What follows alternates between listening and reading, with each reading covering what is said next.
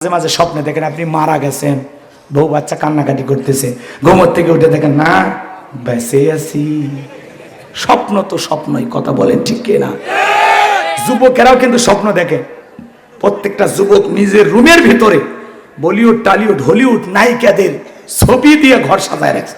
ঘুমানোর আগে ওই নায়িকাদের ছবি দেখে একবার নফল মনে করেন, ঘাটাঘাটি করে, ইমো মেসেঞ্জারে সেটিং করে, ফজরের নামাজও পড়ে না। হে যুবক, এই ঘুম ভাঙলে সকাল, না ভাঙলে পরকাল, কথা বলে ঠিক কিনা?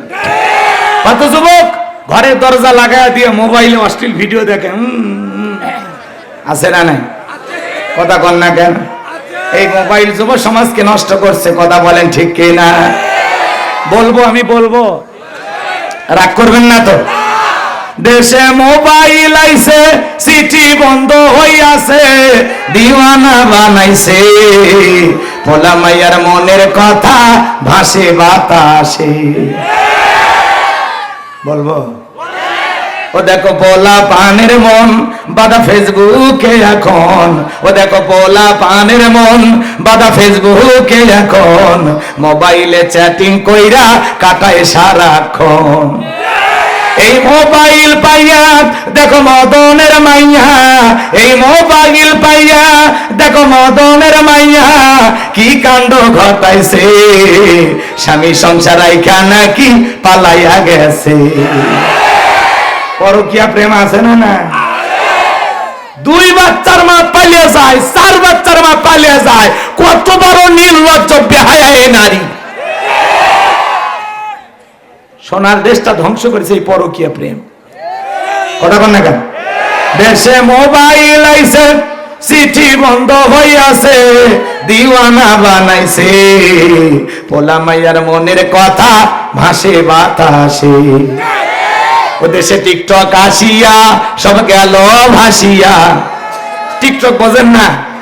মহিলা নুডলস রান্না করতেছে, ওই সময় টিকটক বলে, হ্যালো বন্ধুরা, কিভাবে নুডলস পাক করতে পারে, চা পাঁচ চামড়ে একটা লাখ আধে না নাই। হাই রে টিকটক রে ভাই।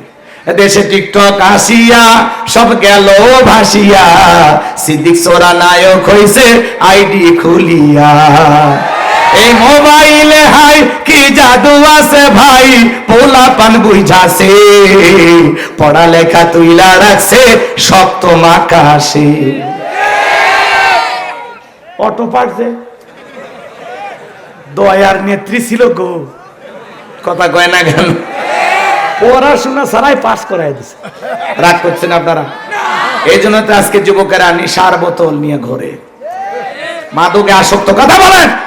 এই যুবক, নেশা দ্রব্য পান করা জায়েজ না হারাম? যারা শরাব পানকারী এরা জান্নাতে প্রবেশ করবে না, কথা বলে ঠিক কিনা? এজন্য খবরদার, মাদককে না বলুন, ইয়াবা, গাঁজা, ফেন্সিডিল, মদ, এগুলো কোনো কিছু স্পর্শ করা যাবে না। যারা মাদক সেবন করে সমাজের মানুষ এদেরকে টোকায় বলে। কোন ভদ্র ফ্যামিলির সন্তান মাদক স্পর্শ করতে পারে না। আল্লাহ যুবকদের হেদায়েত দান করুন। যুবক, পরিবর্তন হয়ে যাবে তো ইনশাআল্লাহ। কোনদিন গাঁজা, মদ, ইয়াবা, ফেন্সিডিল, হিরোইন কোনো কিছু ধরবে না তো ইনশাআল্লাহ। আল্লাহ বোঝার তৌফিক দান করুক। আর একটু জোরে বলেন আমিন। আমার ভাইয়েরা, স্বপ্ন তো স্বপ্নই, কথা বলেন ঠিক কিনা? জনগণ ডেকে বলে, বাদশা স্বপ্নে আপনি কি দেখেছেন আমাদেরকে বলেন, আমরা স্বপ্নের ব্যাখ্যা করে দেব। জালেম বাদশা বক্তে নাসর ডেকে বলে, আমি স্বপ্নে কি দেখেছি সেই কথা তোমাদেরকে বলতে হবে, স্বপ্নের ব্যাখ্যাও বলতে হবে। জনগণ ডেকে বলে, বাদশা এ তো আমাদের পক্ষে বলা সম্ভব নয়। জালেম বাদশা বক্তে নাসর ডেকে বলে, তোমরা নাকি গায়েব জানো, আর গতকাল রাতের গায়েবের খবর যদি না জানো, তোমাদের খবর আছে? বলেন তো বাজান, আল্লাহ সারা দুনিয়ার কোন মানুষ কি গায়েব জানে? জোরে বলেন, জানে? যে বলবে আমি গায়েব জানি, গায়েবের ইলম আমার কাছে আছে, সেই ভণ্ডকে ধরে নিয়ে যাবেন, অন্ধকার রুমে নিয়ে যা পিটাইবেন, আচ্ছা তার পিটাইয়া বলবেন গায়েবী মার দিলাম, কারো কাছে বলবি না, বললে ধ্বংস হয়ে যাবি। কিছু কিছু ভণ্ড পীর বের হয় বলে আমরা গায়েব জানি, আলিফ লাম মিমের অর্থ জানি, এরকম ভণ্ড আছে না? নাই। খবরদার বাজান, ওদের ফাঁদে পা দেওয়া যাবে না। ওরা নষ্টামি ভণ্ডামি করতে করতে আপনাকে জাহান্নামে নিয়ে যাবে, কথা বলেন ঠিক কিনা? ভণ্ডপীর দেখেন না, বাবার মাথার চুলে জট, বাবার হাতে গাঞ্জার পর, সাল্লা বিন্দা থাকে, তবিল থাকে, তার সব দেখা যায়। ভণ্ডপীর আছে না নাই? 2-4 বছর গোসল করে না, নাম দিয়েছে সাধু বাবা। পাটা ছাগলের গা যেমন গন্ধায়, আর শরীরটা তার চাইতে বেশি গন্ধ করে। এই ভণ্ডদের কাছে যাওয়া যাবে না। পীর ছিল শাহজালাল, খানকায় পীর, রাজপথে বীর, নারাই তাকবীর হুঙ্কার দিয়েছে, গৌর গোবিন্দ পালাইতে বাধ্য হয়েছে। পীর ছিল শাহ মাকদুম, বগুড়া শাহ সুলতান। এই যে বড় বড় আল্লাহওয়ালাদের কারণে এই জমিন ইসলামের প্রচার প্রসার হয়েছে। আল্লাহওয়ালা খুবই ভালো জিনিস। ওয়াকুনু মা'আস সাদিকিন, আল্লাহ বলে তোমরা সত্যবাদীদের সঙ্গী হও। যে পীরের পা থেকে মাথা পর্যন্ত নবীর সুন্নাত দিয়ে ঢাকা, যার চেহারার দিকে তাকাইলে আল্লাহর কথা স্মরণ হয়, এমন আল্লাহওয়ালা যেখানে আমরা আছি। আর যারা নারী পুরুষ একত্রে হইয়া ডুগি তবলা বাজায় আর গান গায়, পানির ভিতর জ্বললে বাতি ঝড় বাতাসেও নেভে না, ল্যাংটা বাবার মুরিদ হইলে নামাজ রোজা লাগে না। যে পীর সাহেব বলবে নামাজ রোজা লাগে না, ওটা পীর না, টাটকা শয়তান। কথা কন না। এই পৃথিবীর এমন কোন নবী রাসূল নাই যে নবী রাসূল সালাত আদায় করে না, আর এই ভণ্ড পীর বলে নামাজ লাগবে না। আল্লাহ সমস্ত ভণ্ডদের হাত থেকে বাংলাদেশের মুসলমানদের হেফাজত করুন। জোরে বলেন না আমিন। লম্বা করব না বাজান। জালেম বাদশা ডেকে বলে সব 7 দিনের আলটিমেটাম দিলাম, এই 7 দিনের মধ্যে আমি স্বপ্নে কি দেখেছি, স্বপ্নের কথা বলতে হবে, স্বপ্নের ব্যাখ্যা বলতে হবে। জনগণ ডেকে বলে বাদশা 7 দিন কেন, 7 বছর সময় দিল, আমাদের পক্ষে বলা সম্ভব নয়। এবার জনগণের মনে জনগণ চলে গেল, বাদশার মনে বাদশা চলে গেল। জেলার জেলখানা দিয়ে ঘুরতেছে। আল্লাহ নবী দানিয়েল ডেকে বলে জেলার কি হয়েছে, দেখে মনে হয় টেনশনে আসো। কথা কন না, রাগ করতেছেন বুঝি আপনারা। এইবার জেলার দিকে বলে টেনশনে আছি, বাদশা এমন একটা স্বপ্ন দেখেছে, স্বপ্নের কথা বলতে যাবে, সে সময় বাদশার স্বপ্নের কথা ভুলে গেছে, স্বপ্নের কথা আর বলতে পারে নাই। জনগণকে টাইম দিয়েছে, 7 দিনের মধ্যে বাদশার স্বপ্নে কি দেখেছে সেই কথা বলতে হবে, স্বপ্নের ব্যাখ্যা বলতে হবে।